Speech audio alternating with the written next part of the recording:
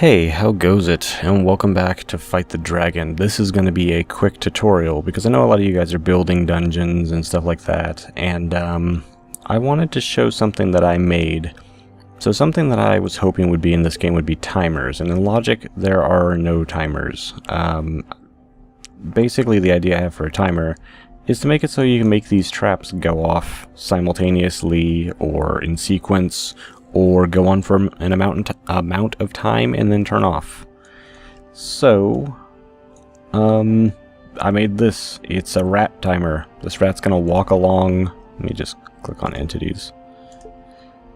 So rat's gonna walk along. Maybe I can just make this a little easier to see. Patrol. Modify path. There we go. So it's going to walk along, go through this teleporter, into here, and then walk back. And then it's on ping pong, so it'll go back and forth. What this is going to do here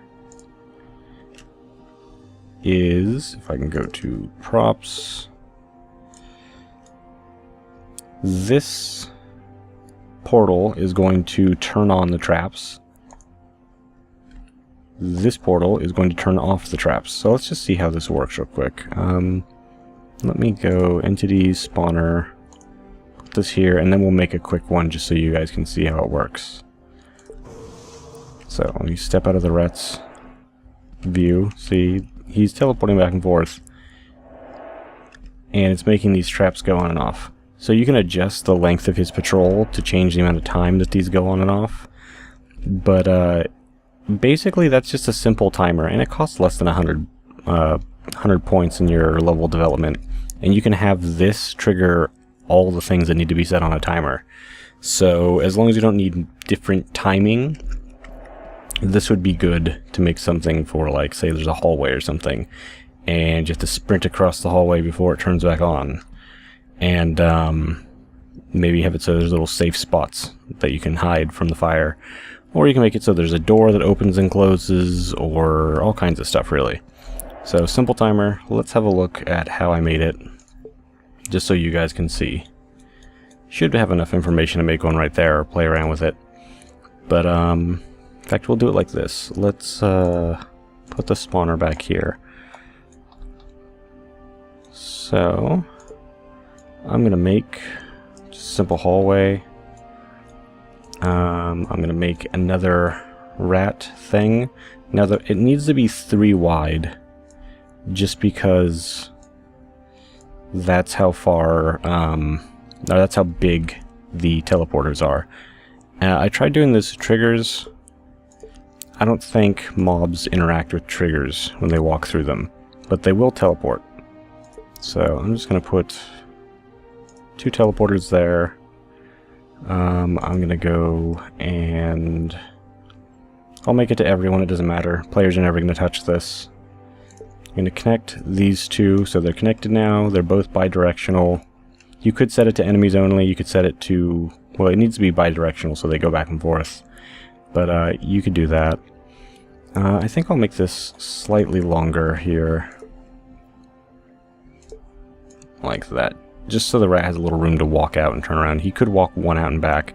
And adjusting the length of this is how long it'll, you know, well, the combined length of these is how long your timer is going to be. So let's just drop our rat down so we have this timer part done, and then we can make it however we want. Put the rat there. I'm going to turn down its radius so it doesn't accidentally see us over here. Now, ideally, you'd have this way, way off in a tucked off corner of the map where no one would see it. But, so we're going to go patrol to the center of there. That should patrol across, patrol to there, and it should be on ping pong. And that should be that. Let's test it and make sure we can see the rat going back and forth and teleporting. Should just be able to see him. There he goes. And then he walks over and he teleports back. So yeah. So now we can hook this up to whatever traps we want. Let's go props, interactive. No, I need to click that. I want gates. Start with a gate right there. Then I'm gonna go... Let's try something like this. Switch to sculpt. I'm gonna put... This is just for example's sake. I'm just gonna make some traps to make it work out how I want it to. Props, interactive. Let's put another gate there. Traps. I need to rotate this. And bring it down. Put 2 of these here. And then let's put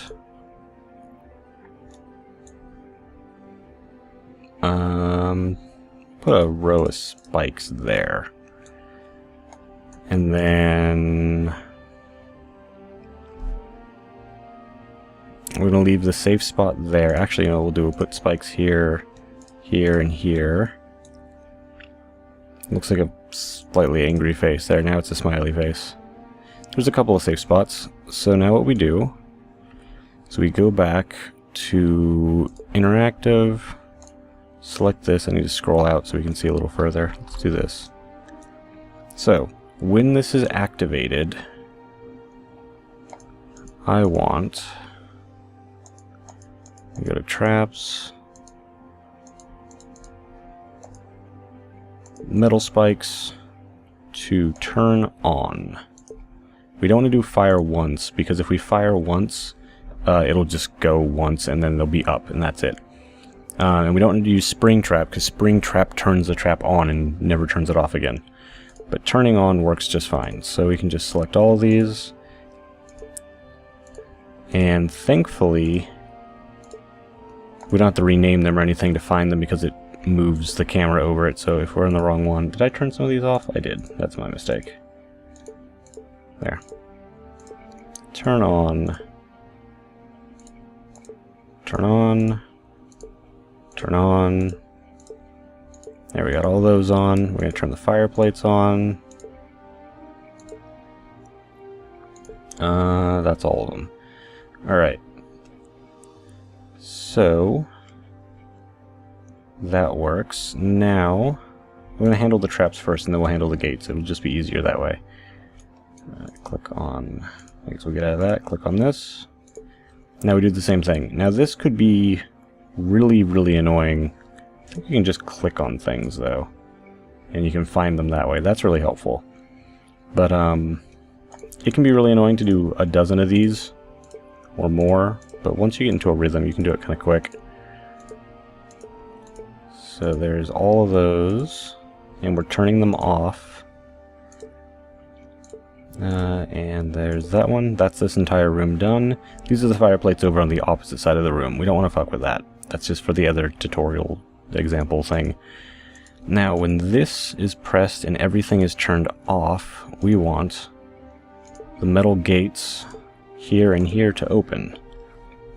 Now, we want this one, when the trap is sprung, we want the metal gates to close. There we go. Let's test this thing out. Alright, rat, do your business. Okay, so you have to go. And you can make it through, but if we have a long hallway... Oh, that's toasty. But yeah, so you can do traps like that. I think if I were going to do it like this, we'd have to make the timer a lot shorter. Let's try that just to see how it works out. We're going to go... No, is entity? Yes, entity. Enemy. Get rid of that guy. Switch to sculpt. We could just leave this like this, but... why bother? This should go by fairly quickly.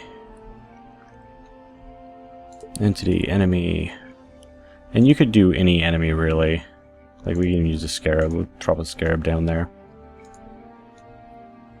We would like him to patrol. We're going to turn down his radius, modify his patrol, here, to here, to here, and back. Let's see how much faster that is. The teleporting takes a moment.